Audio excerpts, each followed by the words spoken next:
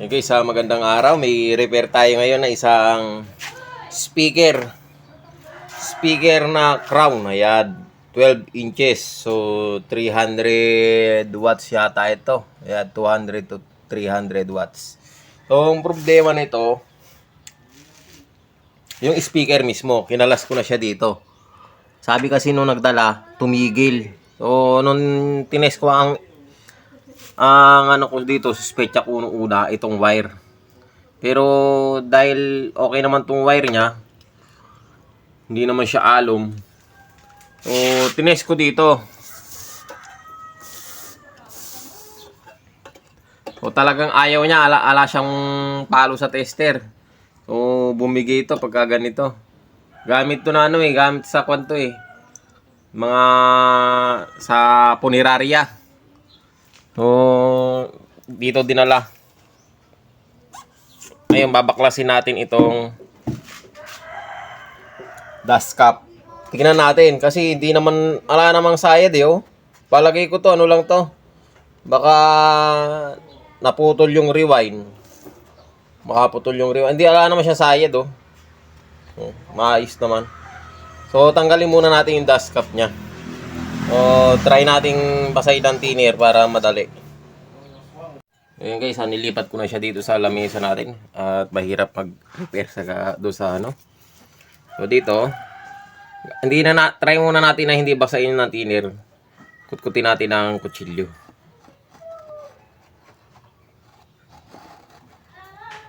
Ayun, yun. Yun, dahan-dahan lang.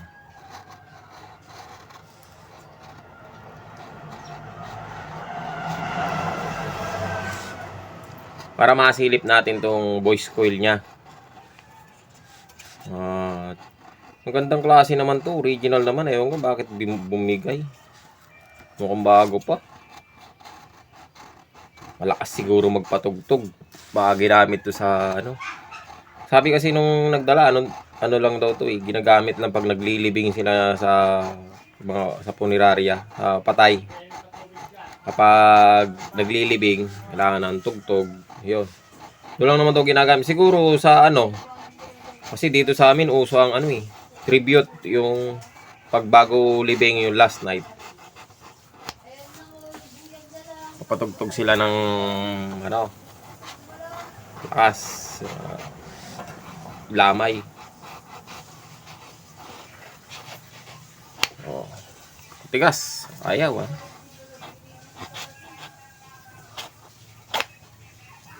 Ayaw. Matigas.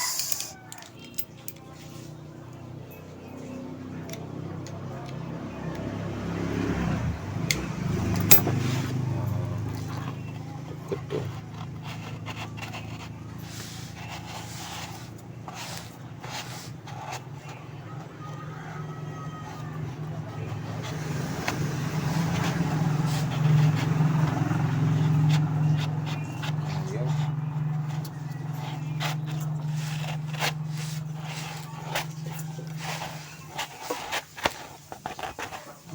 Kanya tayo ano? Yo. Yo. Tigas.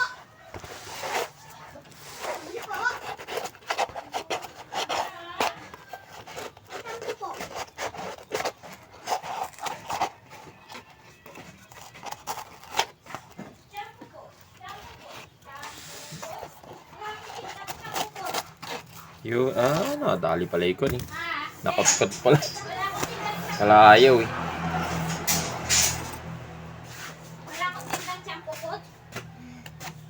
Baklas na. Nabaklas ng buo. Pati yung papel. Pero ano na lang natin to. Tanggalin na natin. Sumama.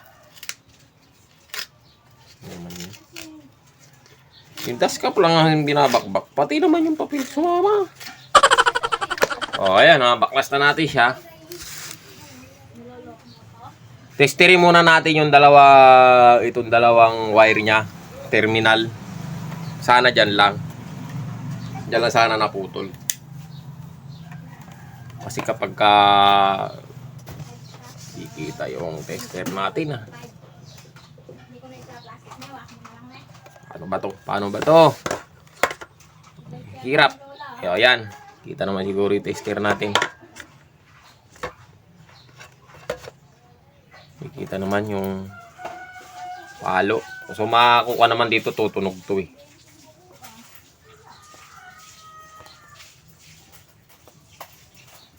May balot to eh. Tignan natin. Hirap kasi. Check ko muna.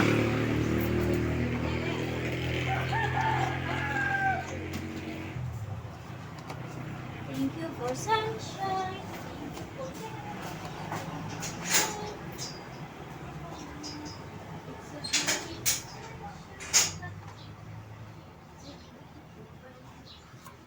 Ayaw talaga. Patay tayo dyan. Ayaw. Hindi siya tumutunog eh.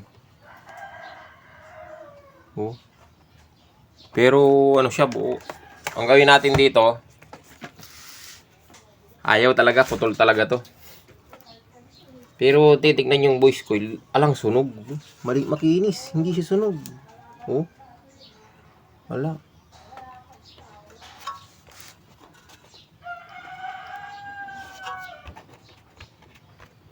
Nagkaroon na ng gas-gas.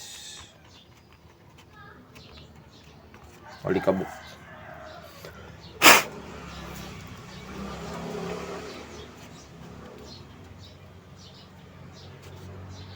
So, ang gagawin natin yan, anin natin tong ano, yung gilid pinagdugtungan ng sa rewind. Huhukayin natin ang buo papunta dun sa puno. Sana sa puno lang kasi pag buo ito naputol to sa may mismong loob, naku, malaking ano to. Mahirap to. Bakbakin to ng buo.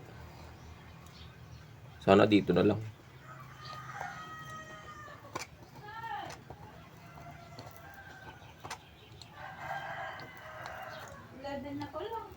Pinakamahirap na trabaho talaga pag ganito. Yung speaker. Mabuti pa yung magbuo ang magsasalpak ng rewind kaysa i-repair natin ng ganito kasi mahirap to. Kasi ano to eh, repair na ganito. Kapag kumulo yung tanggalin mo yung balat sa ibabaw na. Kumulo na siya. Kaso hindi pa natatanggal. So yan. Ay, ayun. Nakita ko may putol. Ay, so Magaling ang tsamba mo, malakas eh. buti na lang. Ang putol niya dito, ayun oh, yun. Itong sa puno, testerin natin. Pas maganda. Kung tetesterin nyo lang, malakas makasira ng tip na soldering to. Yun ang hukay na ganyan. Kailangan talaga may iba ang tip. So, masisira yung pangilan. Sige na, ang tagal mo eh.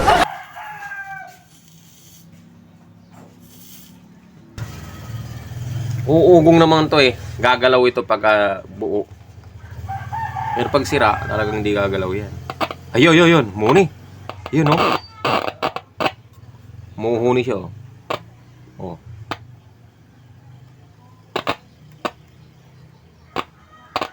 At sa tester, makikita ninyo sa tester, hindi pala makikita. Ayun. Hindi rin makikita.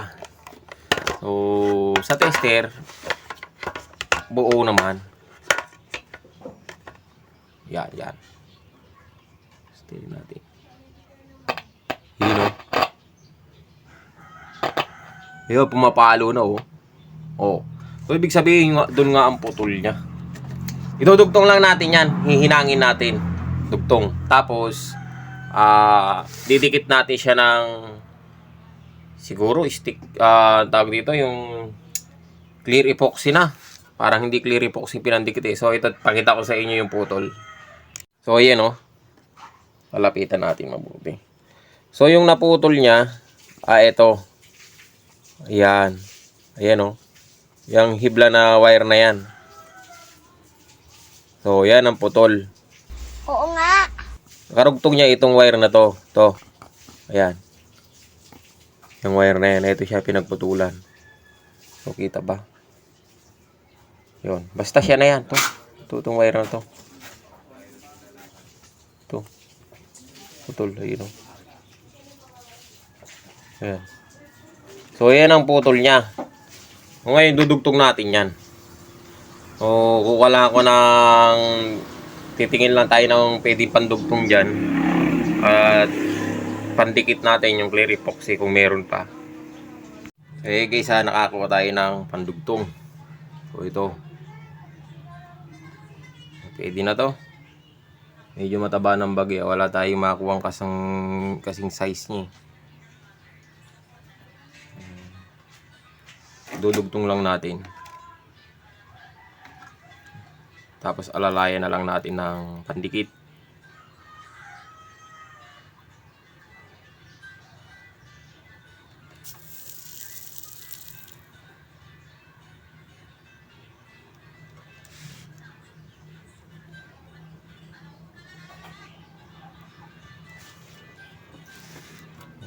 Dugtong lang natin siya.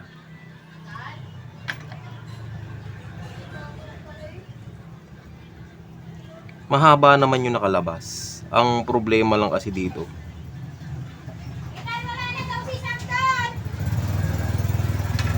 Ang problema lang kasi pag ganito, malutong na.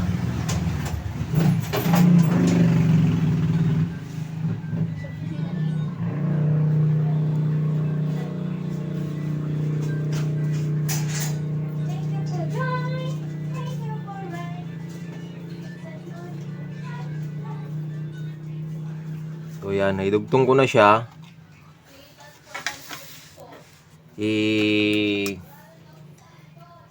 Hindi pa pala naidugtong lahat. Kulang, dagdagan natin.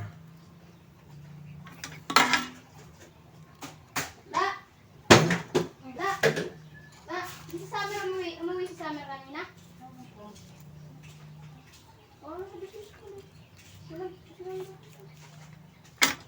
Mahirap idugtong.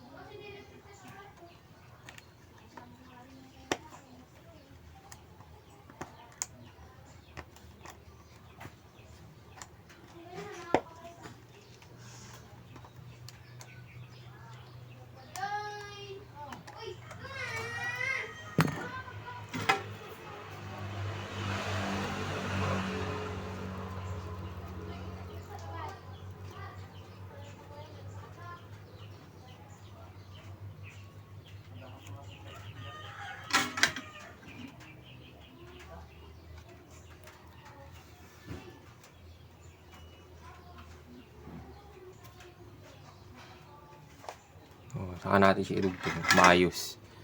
Mahirap idugtong pag ako gumagalaw. Kailangan kasi tumadugtong mabuti.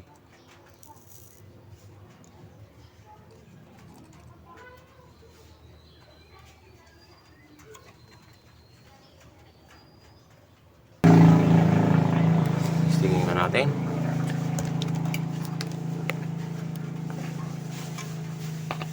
Yun. Mukuli na. So ngayon papakatan na lang natin ng pandikit. Kapalan natin para hindi siya matatanggal.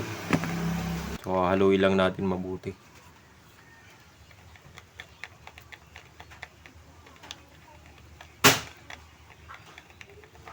Importante talaga yan sa puno.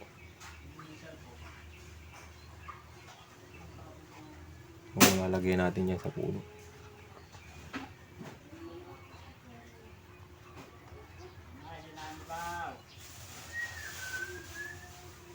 Mas maganda sa taas unahin.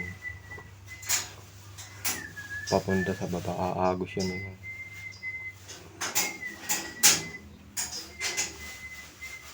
So yun, dapat ganon, madikit. Yan. Ganyan dapat. Hindi nila pinakadikit eh. Oo, ito rin isa. Lagyan din natin.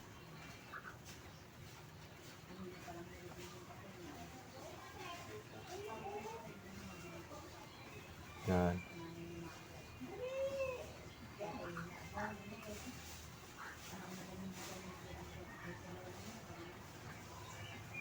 Ayun. Okay na. Okay na.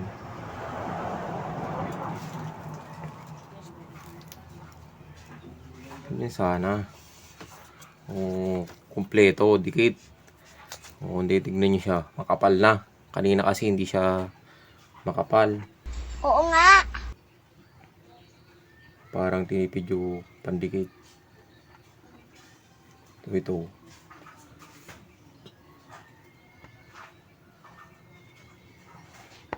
Ito matibay na to. Madami na yan. Papakata na lang natin ng rugby. Yung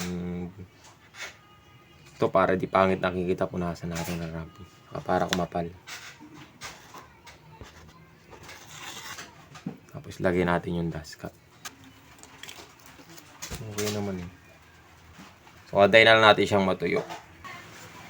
Kapag maglalagay kayo ng rugby, magdidikit kayo ng kahit anong klaseng nang didikitan ninyo. Pag nilagay ninyo na rugby yan, wag nyo agad ididikit. Ipahinga nyo ng bagya. Medyo, kasi pagka pasapay rugby, tapos pinakat mo kaagad, mababaklas yun. O kailangan medyo tuyo-tuyo ng konti. Pagka medyo tuyo-tuyo na siya ng konti, gaya itong dust cap. Itong dust cap niya, ayan o. Ilagyan natin siya ng rugby. Antayin muna natin medyo tumigas ng konti. Yung medyo matuyo siya ng bagya. Wag naman yung tuyong-tuyo, baka mamaya hindi na dumikit. Yung tuyo lang ng bagya. Kasi pagka mabasang mabasa, ipapakat mo dyan, hindi talaga didikit yan, aalsa palalo yan. So kailangan, pakunin mo ng bagya.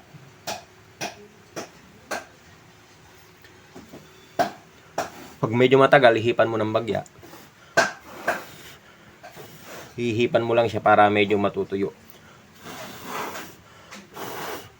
Mamayang medyo tuyo-tuyo na, saka natin siya ilalagay. Ayan ito. Medyo tuyo-tuyo na siya.